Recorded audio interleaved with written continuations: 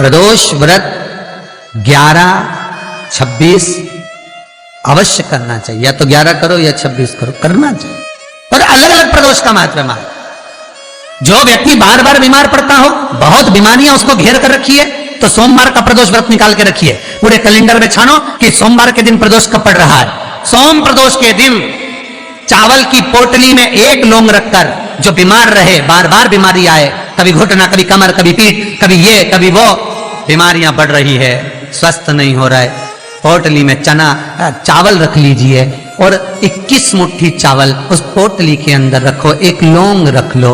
जो बीमार बहुत रहता है, सुबह से शाम तक फलाहार करो बिना नमक का। फलाहार कर कर शाम के समय उस पोटली का चावल शंकर जी के सामने खोल दो।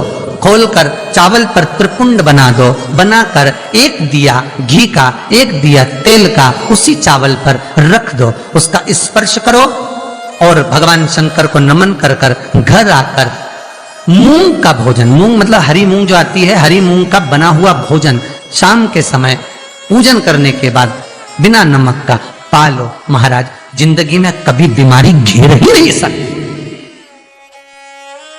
प्रदोष कोई साधारण सा व्रत नहीं है। प्रदोष कोई हीनता व्रत नहीं है, सहजता का। एक एक प्रदोष का महत्व शास्त्र वर्णन करता, शिव महापुराण कहती है एक एक प्रदोष का महत्व, एक एक प्रदोष। शंकर भगवान का मिलन बिंदु है प्रदोष।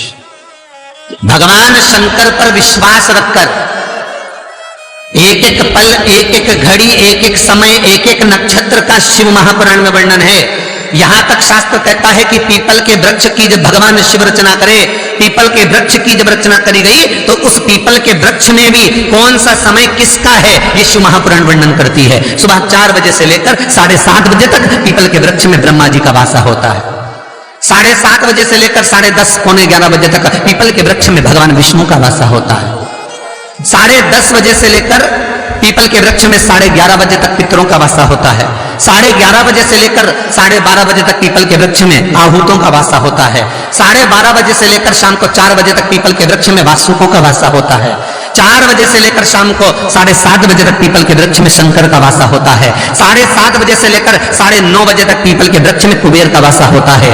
9:30 बजे से लेकर फिर कुबेर के वृक्ष में अन्य देवों का वासा चालू हो जाता है। इसलिए हमारा हिंदू धर्म कहता है, हमारे शास्त्र कहते हैं कि पीपल के वृक्ष को जब पूजा जाता है, पीपल के वृक्ष की जब पूजन करी जाती है तो सुबह 10:30, 11, ज्यादा से ज्यादा 11:30, ज्यादा से ज्यादा 12, उसके पहले पीपल के वृक्ष की पूजन कर लेना चाहिए। क्यों? क्योंकि 11:30 बजे से लेकर 12:30 बजे तक पीपल के वृक्ष में पितरों का वासा रहता है,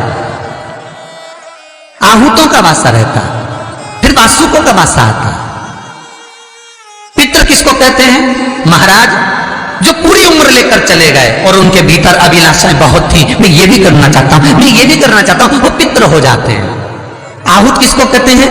जिस माता के गर्भ में बच्चा जन्म ले और मर जाए, यह 6 महीने का गर्भ धारण करने के बाद अवर्षण हो जाए, जीव पड़ने के बाद 6 महीने के बाद अगर बच्चा गर्भ में भी शांत हो जाता है, कुंवारी अवस्था में शांत हो जाता है, जिसका विवाह नहीं हुआ ऐसा बच्चा जब शांत हो जाता है, अधोगति में कोई मर जाता है, सुसाइड कर कर एक्सीडेंट में किसी भी रूप में मर जाता है तो वो आहूत कहलाता है। और बहुत ध्यान देना साहब, शिव महापुराण की कथा कहती है पितरों को भाग मिलता है, इसलिए पितृ तृप्त रहते हैं। पान के पत्ते के ऊपर मात्र पान जानते हो, वो खाने वाला जो पान करता है उसका पत्ता, पान के पत्ते के ऊपर जो चंदन से शंकर के नाम, पार्वती का नाम और ब्रह्माणी सरस्वती का नाम लेकर शिव को समर्पित कर दे। महाराज उसकी भी तिथि बताइए, बड़ी सुंदर है। जब रवि का पुष्य योग पड़े, रवि पुष्य नक्षत्र हो, रवि का पुष्य योग पड़े, उस समय पान के पत्ते पर चंदन से शंकर, पार्वती और सरस्वती का स्मरण कर कर जो शिवलिंग के ऊपर उस पान के पत्ते को चढ़ाकर 5 बेलपत्र 3 समी पत्र समर्पित कर देते हैं, उस बच्चे से चढ़वा देते हैं। वो बच्चा कभी पढ़ने में कमजोर नहीं होता, विद्या में बढ़ता ही पड़ता है। पलटकर माँ बाप को देखना ही नहीं पड़ेगा बच्चे को, कभी भी माँ को कहना ही नहीं पड़ेगा कि पढ़ने बैठ, वो खुद पढ़ेगा, रुचि से पढ़ेगा। 5 बेलपत्र 3 समी पत्र समर्पित कर दें, भगवान शंकर का स्मरण करें और उस बच्चे को प्रणाम करवा कर वापिस लेकर आए। बच्चा विद्या में प्रबल होता है। केवल शंकर भगवान के मंदिर में जाकर चौमुखी दिया, 4 बत्ती का दिया आटे का, उसमें घी डालकर लड़की शंकर भगवान के मंदिर में मात्र 7 बार शंकर पे से उतार कर 3 बार स्वतः उतार कर शिव के मंदिर में रख देती है। उसका मंगल आड़े आता ही नहीं है और वो लड़की का विवाह मात्र 3 महीने के अंदर लड़के लड़की का विवाह पक्का हो जाता।